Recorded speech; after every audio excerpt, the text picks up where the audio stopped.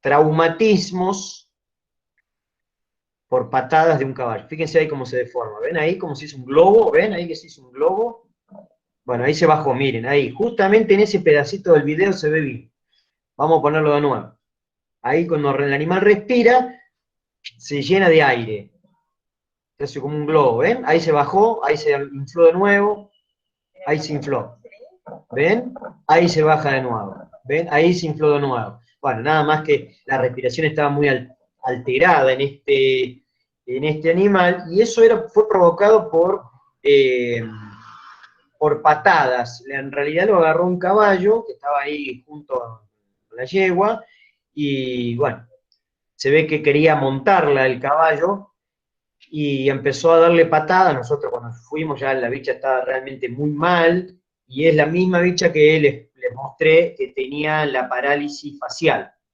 También había sido como consecuencia, en un video creo que se los compartí, que tenía toda la sangre, la oreja llena de sangre y demás. Bueno, tenía también una lesión importante en el oído, y no sé si lo habremos visto, no me acuerdo, pero el nervio facial, hay una parte del nervio facial que pasa por el interior del oído, que se llama cuerda del tímpano.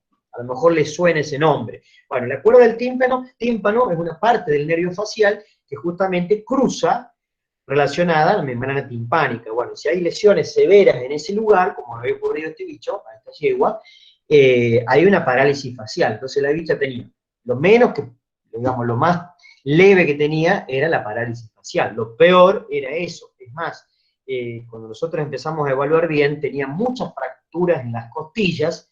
Esas costillas fracturadas habían roto la pleura, ¿sí? Habían roto la pleura. Por lo tanto, se había generado lo que se denomina entonces un neumotórax, como les estaba comentando recién. Y esto no tenía comunicación, no había comunicación con el exterior, pero sí había lesión en el tejido pulmonar, es decir, había lesión en el pulmón. Entonces parte del aire que el animal ingresaba hasta los pulmones se salía del pulmón, ¿sí? Se salía del tejido pulmonar, porque estaba rota la pleura, y quedaba amontonado en la cavidad pleural. Es medio complicado de explicar ahora, pero es un problema realmente muy complicado, sobre todo en estos animales que no hay mucho para hacer, menos en condiciones de campo, ¿no? Otra cosa es cuando Profe, hablamos de un ¿y pequeño animal que se está haciendo cirugía. En este caso es bastante complicado de manejar. Sí. qué se tiene que hacer para llegar a salvarlo? Mira, lo que hay que tratar de hacer es cerrar el defecto, digamos, hay que abrir, cortar, digamos. En este caso tenía varias fracturas, inclusive después que murió, que realmente duró muy poco. El animal ya a la tardecita noche ya estaba muy, muy mal, y a la madrugada se murió. Después que le hicimos la necropsia, también tenía lesiones en el corazón. Es decir, parte de las costillas habían lesionado, las puntas de las costillas habían lesionado las paredes del corazón. O sea que era prácticamente insalvable para el bicho. Pero bueno, si lo hubiésemos encontrado en mejores condiciones, se puede intentar, bueno, en condiciones de hospital es otra cosa, pero se puede intentar, digamos, cerrar el defecto que hay en la pared, ¿sí? Cerrar el defecto que hay en la pared, ¿sí? Hay que suturar los músculos, seguramente se puede sacar un pedazo de costilla. Lo importante es cerrar la pared, ¿sí? Y también si hay lesión en el tejido pulmonar, la idea también sería, ¿no es cierto?, cerrar esa lesión, ¿no? Se puede hacer una sutura en el pulmón, porque si no se escapa el aire, ¿sí? El aire que ingresa normalmente por la presión negativa se mete a la tráquea y a los pulmones, se escapa del interior del pulmón y llena la cavidad pleural. Eso es denominado neumotórax interno, ¿sí? Nos estamos metiendo en un terreno medio complicado en este momento, que no les va a ser de mucha utilidad ahora, pero bueno, ya que vimos el video, lo trato de más o menos explicar. Pero se puede hacer algo, si uno lo agarra con tiempo, se puede intentar, y en general, en condiciones de hospital, bueno, puede resultar mucho mejor. En condiciones de campo es bastante difícil hacer todo este tipo de cirugía, ¿no? Hacer este tipo de cirugía. Pero bueno, en definitiva, lo que voy con esto es que este espacio que está acá, que está exageradamente agrandado a propósito para que se pueda entender, es el espacio de la cavidad pleural. Estos son dos sacos, el saco pleural izquierdo, el saco pleural derecho, cada partecita con su nombre, cada parte de la pleura con su nombre, pero es un saco cerrado. En algunas especies se ha demostrado que hay ciertas pequeñas fenestraciones o pequeñas aberturas que pueden llegar a comunicar el saco de un lado con el del otro. Pero bueno, en general se dice que son dos sacos independientes, no tan complicados. Pero se ha visto que en alguna especie hay algún grado de comunicación. Entonces, adentro de estos sacos no hay órganos, no hay ningún órgano, solamente es líquido, una pequeña cantidad de líquido, y además es la presión negativa, que esa presión subatmosférica, está por debajo de la atmósfera, es la que permite que el pulmón esté expandido y que permite que el pulmón se expanda mucho más, ¿sí? Mucho más a medida que la caja torácica, que digamos que la cavidad cambia de tamaño. Cuando uno está en reposo, cuando uno está, por ejemplo, ahora que estamos, la mayoría debemos estar sentados, ustedes van a ver que no cambia mucho el tamaño de la cavidad torácica, porque el único músculo que está casi que trabajando de manera, digamos, única es el diafragma. Los músculos intercostales y otros músculos que están asociados a la cavidad torácica están bastante tranquilos en este momento. Ahora, si ustedes salen a correr, ¿sí? Y empiezan a hacer ejercicio, y el aire con el oxígeno y el dióxido de carbono tiene que entrar y salir muchas veces, ¿sí? Porque hay mayor requerimiento, ahí sí van a ver cómo cambia el diámetro de la caja torácica, cómo empiezan a trabajar los músculos intercostales y todo, y cambia mucho el diámetro de la caja torácica o de la cavidad torácica. Entonces, cada vez que cambia la forma y el tamaño, los pulmones van a ir copiando de manera precisa todos esos cambios de diámetro para generar mayor presión negativa y para succionar y además eliminar, ¿no es cierto?, el aire en cada respiración. Bueno, y esto es por ahí más fácil de entender el comportamiento de la pleura si uno se va hacia al desarrollo embrionario. El desarrollo embrionario por ahí nos facilita el entendimiento de algunas cosas. Por ahí no, pero por ahí sí. Bueno, estos son como 3 estadios del desarrollo embrionario. El embrión es muy chiquitito, este es un estadio intermedio, y acá ya podríamos decir que en la última imagen es un animal que ya está completamente formado y próximo a salir del interior del útero. Entonces, bueno, acá tenemos, esto sería el comienzo del desarrollo del pulmón. ¿Ven? Esta estructura chiquitita que está ahí, como en el medio, como en este callejón ahí en el medio, y acá un gran desarrollo, bueno, casi llenando todo, los sacos pleurales. El saco pleural de un lado, el saco pleural del otro, ¿sí? Y es la pleura que va a tener las mismas partes que ustedes ya conocen. Pleura parietal costal, pleura parietal diafragmática, bueno, esto también sería diafragmática. No tenemos acá diafragmática, la mediastínica, quiero decir, mediastínica. No se ve la diafragmática, porque tenemos que tener otro tipo de imagen. Pero bueno, así es como tenemos los sacos pleurales, ¿sí? Adentro, donde está el 8, el 8 sería la cavidad del saco pleural, donde adentro sabemos que no hay órganos, sabemos que hay solamente líquido y presión negativa. ¿Qué es lo que pasa cuando el pulmón se sigue desarrollando? Fíjense que los pulmones en realidad, del lado izquierdo, del lado derecho, empiezan como a crecer y empiezan a empujar la pleura. ¿Ven? La empujan, sobre todo la parte mediastínica, desde acá, la empujan hacia el lateral, y ahí el pulmón empieza a quedar recubierto, ¿ven? Se empieza a quedar revestido por pleura pulmonar, y el saco pleural se va haciendo más chiquito, va perdiendo, ¿no es cierto?, espacio ahí adentro, se va haciendo cada vez más chico. Lo mismo ocurre del lado derecho que del lado izquierdo. El pulmón crece para los costados, los pulmones crecen para los costados, van empujando la pleura mediastínica, y en este caso quedaría formando ya parte de pleura pulmonar, que empieza a pegarse sobre las superficies del pulmón.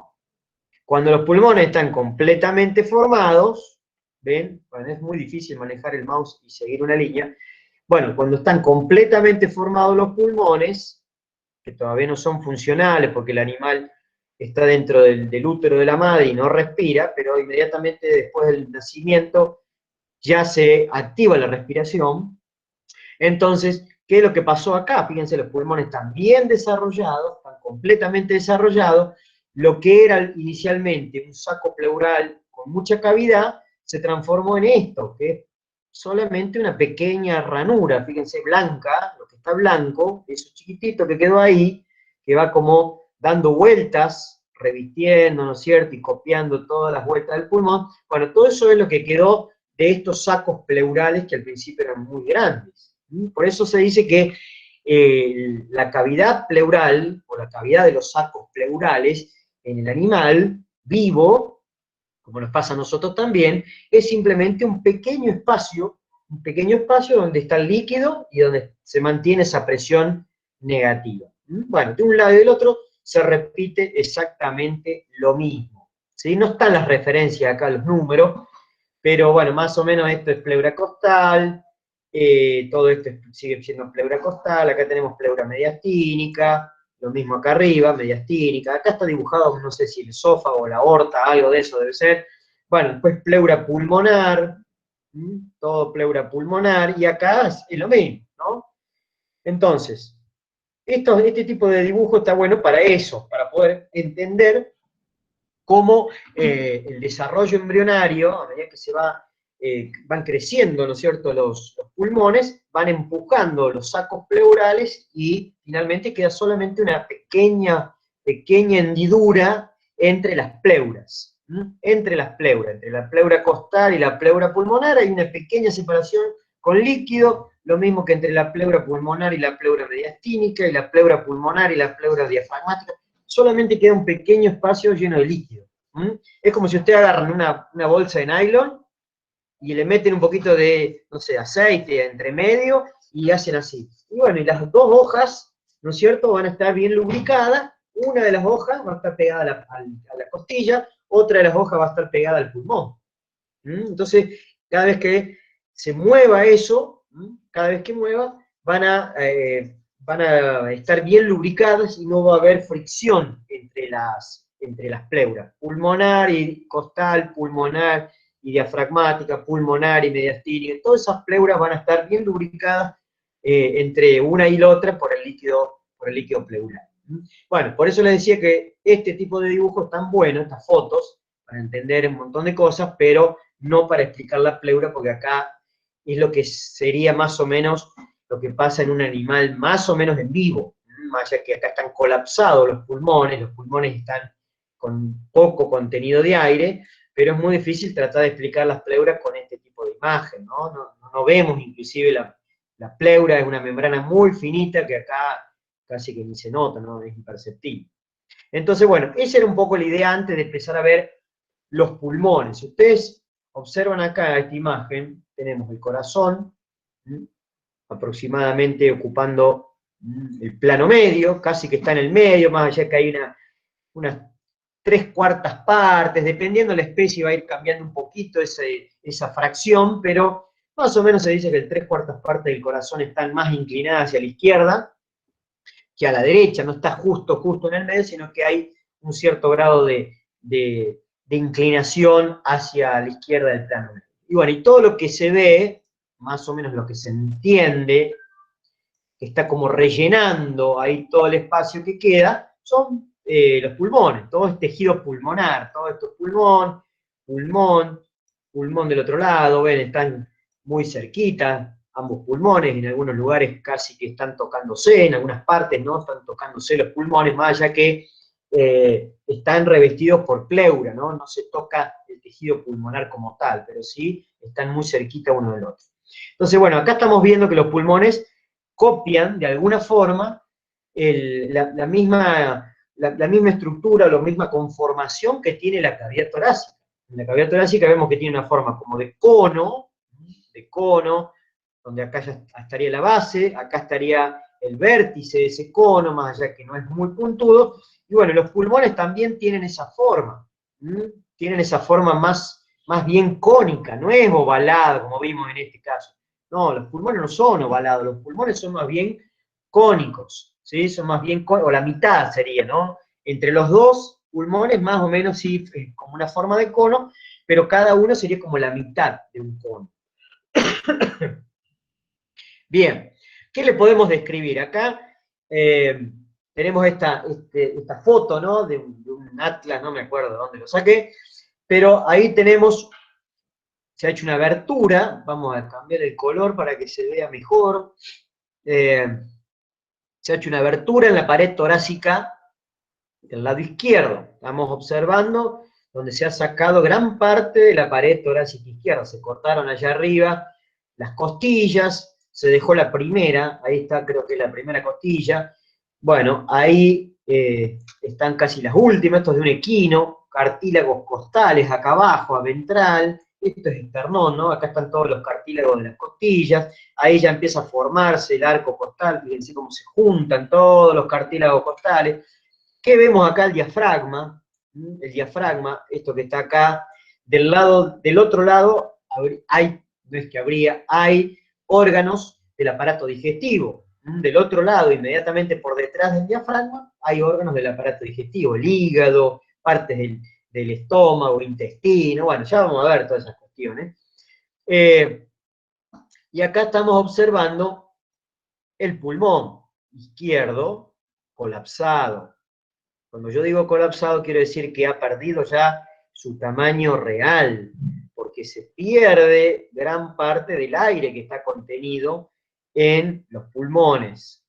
Recuerden ustedes que esto se mantiene al vacío, ¿sí? Más allá que después de la muerte se va perdiendo esa presión negativa, pero cuando yo abro, ¿no es cierto?, la pared torácica, estoy rompiendo ese saco pleural, estoy rompiendo la pleura costal para poder ingresar, ¿no es cierto?, y ver esto, entonces se pierde toda esa presión negativa y el pulmón se colapsa rápidamente. Por eso el tamaño del pulmón acá no es representativo de lo que ocurre en un animal en vivo, ¿sí? El pulmón en vivo está llegando hasta acá arriba, prácticamente llega hasta acá arriba, llega mucho más atrás, ¿sí? Mucho más atrás, inclusive también más abajo, más aventral, es decir, cuando está insuflado, cuando está con su aire adentro en su interior, y así como tiene que estar, es mucho más grande de lo que estamos viendo acá. Entonces, esto es el pulmón del lado izquierdo. También se pueden ver algunas otras estructuras en el mediastino. Para poder ver el mediastino bien clarito, el mediastino, deberíamos retirar ¿cómo se llama? El pulmón. Acá vamos a ver algunas imágenes, quiero marcar con otra cosa, y la encuentro acá. Bueno, para ver bien el mediastino hay que retirar el pulmón de un lado, retirar el pulmón del otro, y ahí sí vamos a ver las estructuras que están más que todo en ese callejón como en el plano medio, que es el famoso mediastino. Entonces, ¿qué podemos describir de los pulmones? Primero que son órganos pares, ¿sí? Son dos órganos pares, el derecho y el izquierdo. El color que tienen naturalmente, ¿sí?, no es este el color, ni cerca, es un pulmón totalmente alterado por el formol, ese color así no es el color real. Tiene un color más parecido a esto que estamos viendo, mucho más rosado inclusive, porque hay una gran cantidad de sangre y además el aire que está dentro del pulmón le da esa coloración típica rosada. Bueno, cuando uno toca el pulmón, siente que son muy blanditos, muy esponjosos, como quien dice, y si ustedes retiran y sacan un pedacito del pulmón, por más que sea, lógicamente, de un cadáver, ese pedacito, si está sano, si no tiene contenido líquido en su interior, puede ser indicativo de alguna patología, por ejemplo, una neumonía, si ustedes ponen un pedacito de ese pulmón, el agua debería flotar.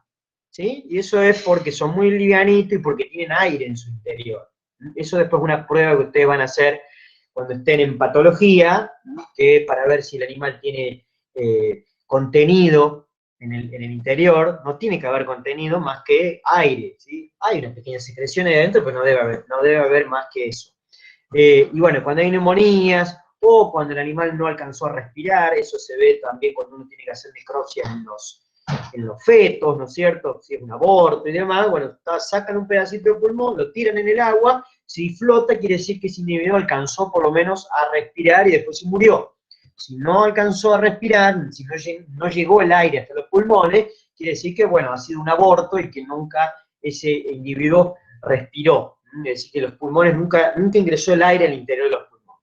Bueno, la forma, el peso, no vamos a entrar mucho en detalles porque es muy variable en Chopper, cada especie. Sí, tengo una duda, pero es más patológica, a lo mejor me sepa responder. Nosotros criábamos conejos y sacamos muchos pulmones manchados, negros y bueno, y de este color que se está mostrando, pero tenían pintas negras. ¿Eso qué se puede referir? y eso puede ser que tengan algún proceso de tipo de neumonías. No conozco realmente mucho de conejos, sinceramente no. Tuve cuando iba a la secundaria, pero la verdad que no me acuerdo. Pero cuando aparecen así manchas en los pulmones, ya sean manchas más oscuras o manchas claras, que pueden ser como absceso y demás, eso posiblemente está indicando que tengas algún patógeno dando vuelta ahí en el criadero y que te está provocando algún grado de neumonía. Esas Claro, no manchas eran que en todo, era a lo mejor cada 20 o 30 días, cuando se carneaba, o cuando carneamos aparecía uno, pero no eran claro, en todo. Y eran claro, sí, manchas bien cilíndricas, bien cilíndricas. ajá, sí, sí pueden ser procesos neumónicos, se llaman. Sí, son focos de neumonía que a veces hay pequeñas como manchas hemorrágicas, así. Bueno, eso es porque hay algún grado de neumonía. Claro, Bueno, la forma, como les decía, es si uno agarra un pulmón, es como la mitad de un cono, ¿no? La mitad de un cono. Eso también parece que es una soncera, ¿no? Pero la forma que tiene el pulmón no es cilíndrica, no es un cuadrado, sino que copia básicamente la misma forma que tiene la cavidad torácica. ¿Sí? La misma forma que ustedes vieron en esos cortes que mostrábamos recién, esa forma más bien cónica, bueno, esa es la forma que también van a adoptar los pulmones. Entonces vamos a ver que tienen una parte como más ensanchada acá atrás, en la parte caudal, es más puntudo hacia craneal, esto generalmente coincide con una parte del pulmón denominado el ápice o lóbulo apical, que está indicando que es el vértice del pulmón, lo que apunta hacia adelante. Bueno, tiene el aspecto como si fuese la mitad de un cono. Cada especie después vamos a ver que los pulmones los tiene divididos en lóbulos. Casualmente, en el caballo, la lobulación es muy poco evidente, no se ve muy bien la lobulación en los pulmones del caballo. Y eso no indica que el animal sea menos eficiente en el intercambio de gas, que es el fundamento, ¿no es cierto?, principalmente del aparato respiratorio, es el intercambio de gases y permitir que el oxígeno sea captado por el glóbulo rojo y a su vez el glóbulo rojo entregue el dióxido de carbono y que salga del organismo, del cuerpo, ¿no? Es el principal rol que tiene el aparato respiratorio, ¿no? Permitir que llegue el oxígeno a todos los tejidos, ¿sí? Que se oxigene la sangre y llegue a todos los tejidos y que a su vez se elimine este metabolito tóxico que es el dióxido de carbono, que es producto del metabolismo celular, ¿no? Entonces, bueno, la lobulación es bastante evidente en algunas especies y en otras prácticamente muy pobre, como pasa por ejemplo en el caballo. El caballo que estamos viendo acá, ya vamos a ver otros esquemas, el caballo tiene lóbulos que no se notan muy bien, más allá que están descritos y se sabe cuáles son cada uno, no se notan muy bien los límites, como por ejemplo en comparación con lo que pasa con un rumiante, una vaca, una oveja, una cabra o el cerdo, y también o los pequeños animales, los carnívoros, que ahí sí se notan perfectamente los límites de cada uno de los lóbulos. El caballo tiene como un pulmón, o los pulmones, son como más compactos, no hay separaciones bien netas en lóbulos, y bueno, eso también se ha estudiado mucho porque ha causado mucha intriga en los investigadores. Che, ¿por qué tiene esa organización el pulmón del caballo? Bueno, y se ha visto que esto en realidad lo que hace es favorecer, ¿sí?, favorecer el paso de aire por las distintas partes del pulmón. Al no haber una separación bien concreta entre los lóbulos, sino que más bien es como una sola estructura, eso favorece el paso de aire en distintas direcciones y evidentemente le genera mucha ventaja desde el punto de vista de lo que es el intercambio gaseoso. Así que bueno, contrario a lo que se cree, en realidad es ventajoso tener los pulmones poco lobulados. Bueno, ¿qué es lo que vamos a describir? Vamos a ver cuáles son los lóbulos, cómo se llaman. ¿Sí? Esto es todo como una introducción a esto. Ya vamos a ver que además los pulmones tienen bordes, tienen caras o superficie, marcas, también hay marcas que le dejan los órganos vecinos, ¿sí? Sobre todo uno que está muy vecino al pulmón es el corazón, que alcanzamos a ver acá parte de la silueta cardíaca y queda ahí como medio tapado. Bueno, el corazón le deja una marca en la cara interna de los pulmones. Estas impresiones, como se denominan, impresiones, son marcas que les dejan estructuras anatómicas que están en estricto contacto con los pulmones.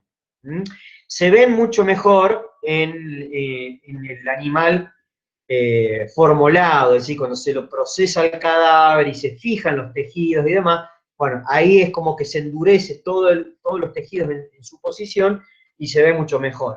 En una necropsia o en un animal, digamos, como en este caso, que el tejido está bastante fresco, no se ven muy bien esas marcas. Algunas se ven, otras se ven muy poquito. Pero cuando estamos estudiando en un cadáver, que está procesado para que perdure en el tiempo, ahí es donde mejor se ven todas estas marcas. Bueno, y además también vamos a encontrar, tanto en el pulmón izquierdo como en el pulmón derecho, justamente en uno de sus bordes, justamente en este borde, vamos a encontrar como un espacio sería, denominado escotadura cardíaca.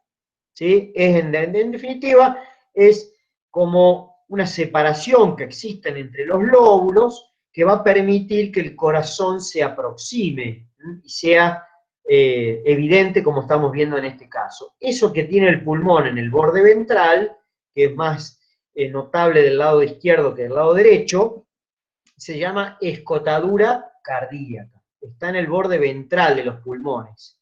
Está en el borde ventral y eso permite que el corazón, en cada latido cardíaco, ¿sí? Cada vez que se contrae y se relaja, en cada uno de esos bombeos que hace el corazón, permite que establezca contacto con la pared torácica. Por eso ustedes pueden después escuchar el latido cardíaco, ya que hay un contacto entre el corazón y la pared torácica. Si estuviese absolutamente distanciado, sería muy difícil de escuchar el latido cardíaco. Entonces, cada vez que el corazón se contrae, y debido a que tiene esta escotadura acá el pulmón, que le da como lugar para que el corazón contacte con la pared torácica, ustedes van a poder encontrar después el latido cardíaco y sacar la frecuencia cardíaca y escuchar las válvulas cardíacas y demás. Todos los ruidos que genera el bombeo del corazón. Bueno, les podemos describir un poquito más todo esto que estuvimos diciendo. Acá tenemos la tráquea, ¿sí? La tráquea cuando llega a la zona aproximadamente a la altura de la cuarta o quinta espacio intercostal, ya se ramifica en dos bronquios principales, más o menos entre cuarto, quinto espacio intercostal, y la tráquea va más bien a dorsal, va más cerca en el mediastino a dorsal. Entonces llega hasta el mediastino medio, no sigue su recorrido, sino que ahí se ramifica. Hay dos ramificaciones denominadas bronquios. Un bronquio principal para el pulmón izquierdo y un bronquio principal para el pulmón derecho. En el caso puntual, y esto presten atención, en el caso puntual de los rumiantes, ¿sí? Vaca, oveja, cabra, que son los domésticos, ¿no? También está en otros rumiantes, pero en el caso de los rumiantes y en el cerdo, ¿sí? En los cerdos, además de estos dos bronquios principales que estoy marcando acá, hay un bronquio adicional que surge antes de que se ramifique la tráquea en estos dos bronquios. Ese bronquio que estamos viendo acá, que en esta imagen no se ve, no lo estamos viendo porque está como muy solapado por el pulmón, pero en los rumiantes, vaca, oveja, cabra y también en el cerdo, que no es un rumiante, ¿no? Bueno, en el cerdo aparece un bronquio denominado bronquio traqueal. ese bronquio, que aparece antes de la ramificación de los bronquios principales, se va a meter en el interior del pulmón derecho, ¿sí? Al pulmón derecho va el bronquio traqueal, no va para el otro lado, va siempre hacia el pulmón derecho, el pulmón de este lado, y puntualmente a un lóbulo. No va a cualquier lado, va al pulmón derecho, pero al lóbulo craneal del pulmón derecho, ¿sí? Al lóbulo craneal, es decir, es un bronquio que va a estar ventilando solamente esta partecita del pulmón derecho.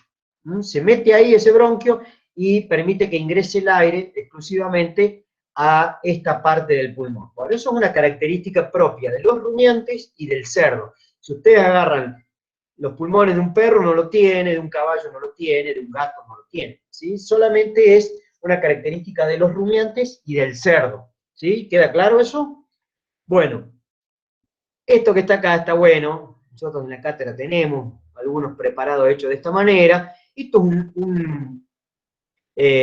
un molde, ¿sí? Del árbol traqueobronquial, así como se denomina. Molde, en este caso un molde hecho con silicona, esas siliconas industriales que se compran. Bueno, es un molde de todo del árbol interno de la tráquea, no toda la tráquea, pero sí un tramo de la tráquea, bronquios, ahí se ve bien el otro no se ve muy bien, un pedacito se ve, y todo esto que ustedes están viendo acá, como un arbolito, por eso se llama árbol traqueobronquial, eso son las ramificaciones que hay, ¿no es cierto?, de a partir de los bronquios principales. A partir de los bronquios principales esto se sigue ramificando, se hacen cada vez conductos más chiquititos, cada vez más chiquititos, hasta que llega a formarse los alvéolos. Los alvéolos son estructuras en forma de saco muy, muy chiquititas, son microscópicas, las van a alcanzar a ver en histología, y ahí ese nivel es donde se produce un intercambio de gas,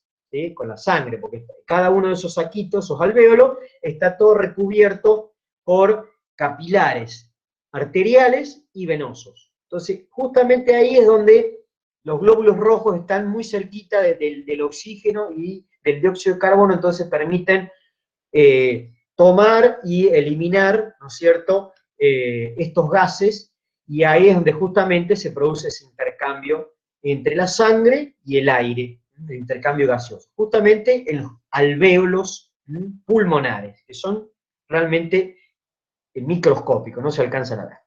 Bueno, acá tenemos 3 esquemas sacados del libro de Kenning, donde hay muchas similitudes en realidad, sobre todo en todas las especies, menos en el caballo, que bueno, ya mencionamos alguna particularidad, que no están muy bien lobulados, pero en definitiva son muy parecidos los pulmones en todas las especies. Acá estamos viendo pulmones de perro, que se puede aplicar perfectamente a los pulmones de gato, pulmones de bovino, que se pueden aplicar también a los pulmones de los rumiantes en general, y también podríamos decir a los cerdos, no hay tampoco grandes diferencias. Entonces acá estamos observando el pulmón izquierdo, un esquema, vamos a cambiarle de nuevo el color, acá color rojo, ahí está. Pero Todo esto es pulmón izquierdo. esa sería como una vista dorsal. Una vista dorsal, exactamente. Están medios abiertos los pulmones, ¿no? Están como medio separados sus lóbulos, ¿sí? Medio separados sus lóbulos. Pulmón izquierdo, pulmón derecho.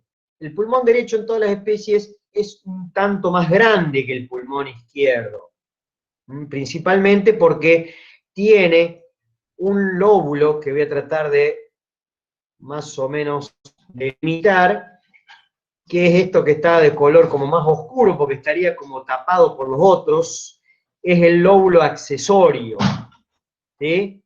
Entonces el pulmón derecho tiene un tamaño mayor que el pulmón izquierdo.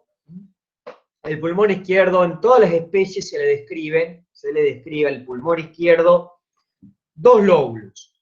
Un lóbulo craneal, que es todo esto es el lóbulo craneal, o también llamado lóbulo apical porque forma el vértice, la punta. Ápice o vértice es lo mismo, porque forman los lóbulos apicales, estas puntas que tenemos acá, ¿no es cierto?, son los lóbulos craneales, los que apuntan hacia adelante. Ven acá, aparece el nombre del lóbulo craneal derecho. Bueno, del otro lado también está el lóbulo craneal izquierdo. Son lóbulos craneales o lóbulos también llamados apicales. Es lo mismo, son sinónimos. Bueno, entonces tenemos un lóbulo craneal, ¿sí?, que a su vez se subdivide en dos partes, ¿sí? Esto lo pueden ver en cualquier libro, inclusive hay hechos cuadros donde están hechos con cruces, ¿sí?, qué lóbulos están presentes, son muy parecidos en realidad en todas las especies. Entonces tenemos un lóbulo apical o craneal dividido en dos partes, como en dos partecitas, una craneal y una caudal. Es medio repetitivo la terminología, pero bueno, es así como se divide. Y acá está el lóbulo caudal, que este es el que está más relacionado, el lóbulo caudal es el que está más relacionado, hay una parte del lóbulo caudal que se relaciona con el diafragma. Tenemos que pensar, ya vamos a ver esta imagen y vamos a estudiar un poquito esta foto. Bueno, los lóbulos caudales, en realidad, tanto del pulmón izquierdo como del pulmón derecho, miren, acá tenemos los nombres, pero del pulmón izquierdo, el derecho solamente, pero ambos lóbulos caudales van a estar relacionados, una parte del lóbulo caudal va a estar relacionado al diafragma. Pensemos que esto va a estar más atrás, en el fondo de la cavidad, y ahí es donde vamos a encontrar el diafragma. Bueno, entonces tenemos lóbulo craneal, o lóbulo apical, y lóbulo caudal. Todo eso. ¿Sí? En el pulmón derecho vamos a tener, dependiendo de las especies, 3 o 4 lóbulos. ¿Sí? El que tiene 3 lóbulos solamente del pulmón derecho es el caballo. El resto de los animales, perro, gato, vaca, cabra, oveja, bueno, cerdo también, todos tienen 4 lóbulos en el pulmón derecho. 4 lóbulos en el pulmón derecho.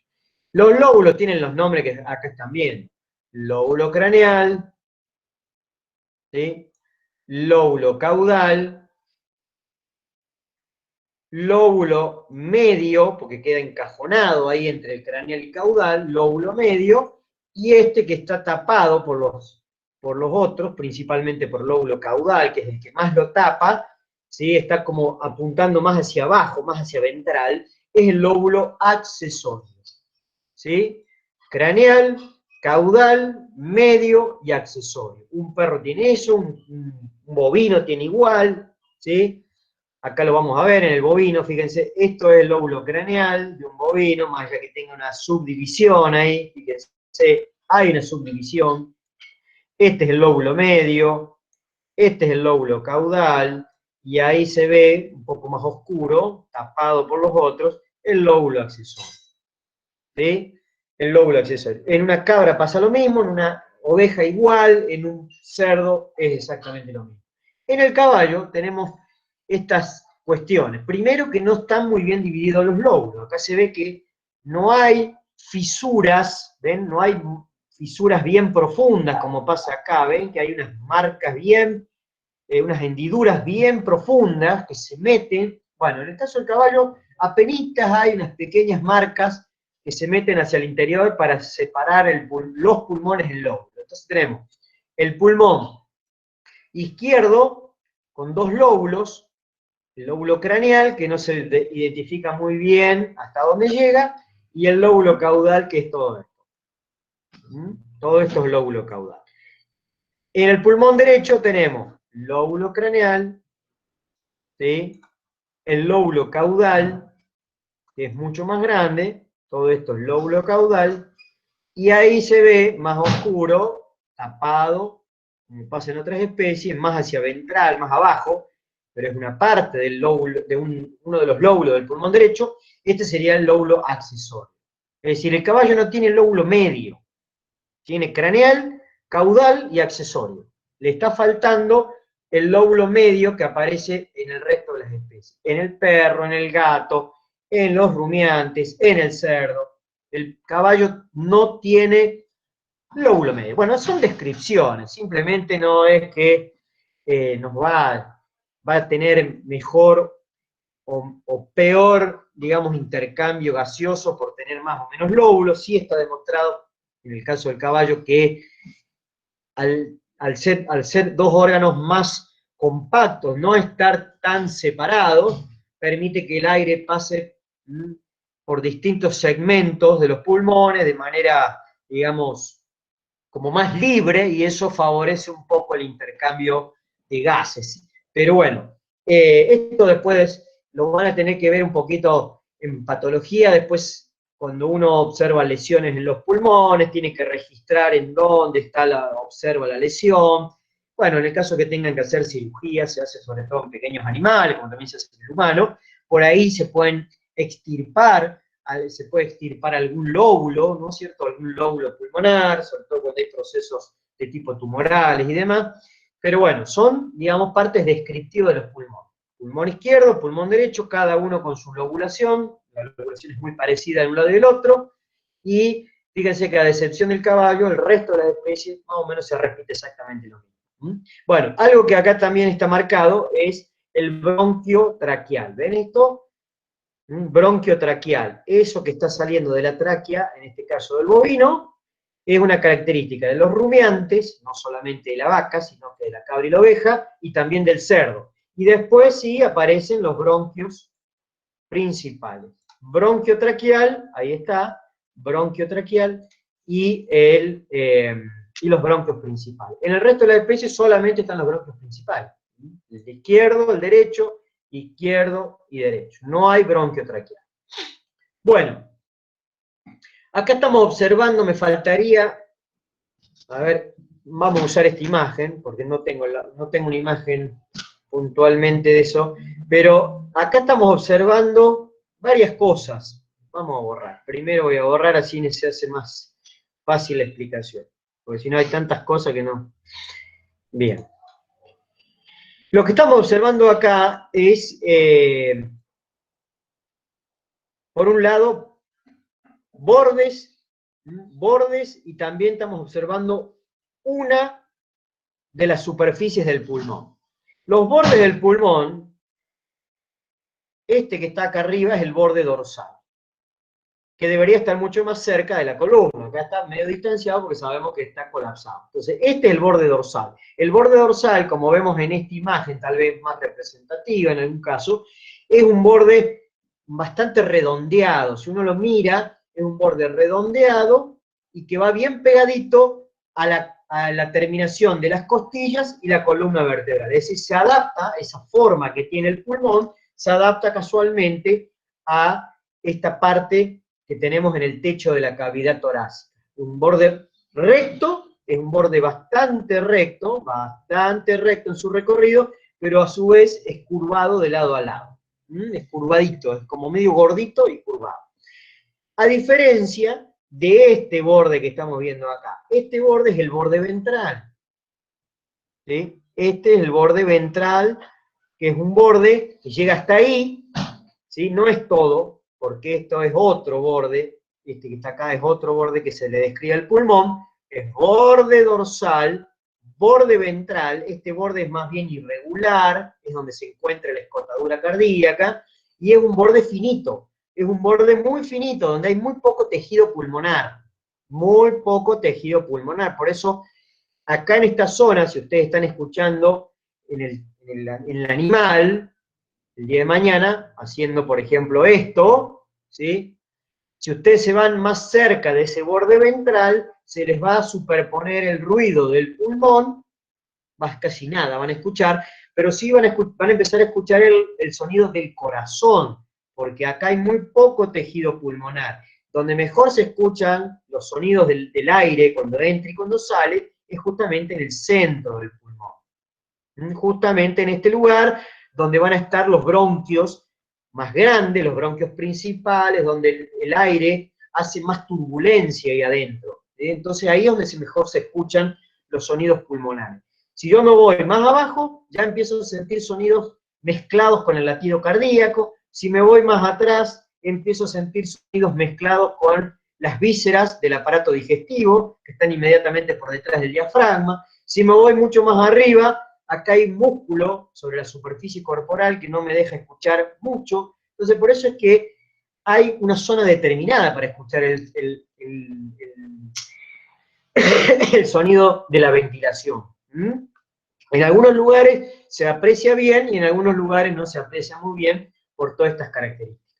Entonces, esto es el borde ventral del pulmón, ¿sí? Borde ventral. Es finito y es irregular, ¿sí? Es irregular porque tiene todas estas saliencias, estas concavidades, bueno, es un borde irregular y es finito. Y el último borde, que es este que voy a marcar ahora, que está muy vinculado al diafragma, esto que estamos viendo acá es músculo diafragma, ¿sí? Bueno, este borde que tenemos acá se llama borde basal,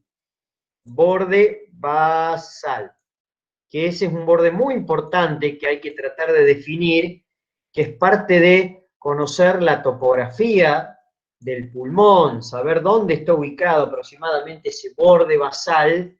¿Basal por qué? Porque hace referencia a la base del pulmón, ¿sí? Hace referencia a la base del pulmón. Este borde que está acá está cerquita del diafragma, está ocupando un receso de la pleura, un receso, esos bolsillitos que hace la pleura cuando cambia de lugar, se llama receso costo, ¿sí? Costo diafragmático, justamente este borde que estamos viendo acá, esto que estamos viendo del pulmón, ¿ven? Justamente está cerquita, muy cerquita, de ese receso que hace la pleura, denominado receso costodiafragmático. Sería este bolsillo de la pleura. ¿Ven? Este bolsillo que hace la pleura acá, bueno, muy pegadito a ese bolsillo está el borde basal. Solamente en la respiración muy, muy profunda, cuando uno ingresa mucha cantidad de aire y con esfuerzo, digamos, que se llene bien el pulmón, ahí es donde más se aproxima el borde basal a este fondo o a este bolsillo que hace la pleura, denominado receso costodiafragmático. Si no, siempre hay una pequeña separación entre el pulmón, el borde basal del pulmón, y el receso costodiafragmático. Bueno, entonces, este es el borde basal. El borde basal es más homogéneo, ¿sí? No es tan irregular como este, es un borde que tiene una curvatura, si ustedes siguen, tiene una curvatura, cráneo ventral. Esa curvatura, o esa inclinación, es la que vamos a tratar de definir ahora con lo que se denomina la topografía del borde basal del pulmón. Es decir, ustedes externamente, utilizando referencias que sean fácilmente identificables, como por ejemplo las costillas, la tuberosidad coxal, la articulación del hombro, el codo, bueno, son referencias que las podemos identificar en el animal, vamos a poder marcar, ¿sí? Tener una idea, trazando líneas imaginarias, cuál es la inclinación que tiene ese borde basal en las distintas especies, que es bastante parecido entre todas las especies, bastante parecido. Eso uno lo hace al principio, después llega un momento que no lo hace más con la práctica, porque ya se da cuenta medianamente dónde está con el estetoscopio tratando de escuchar los sonidos de la respiración. Bueno, acá estamos viendo también nuevamente varias cosas, pero principalmente es la superficie mediastínica del pulmón. No lo dije, pero esto, acá donde escribí borde basal, acá donde dice el circulito, todo esto que estamos observando acá, es la superficie costal del pulmón, o cara costal.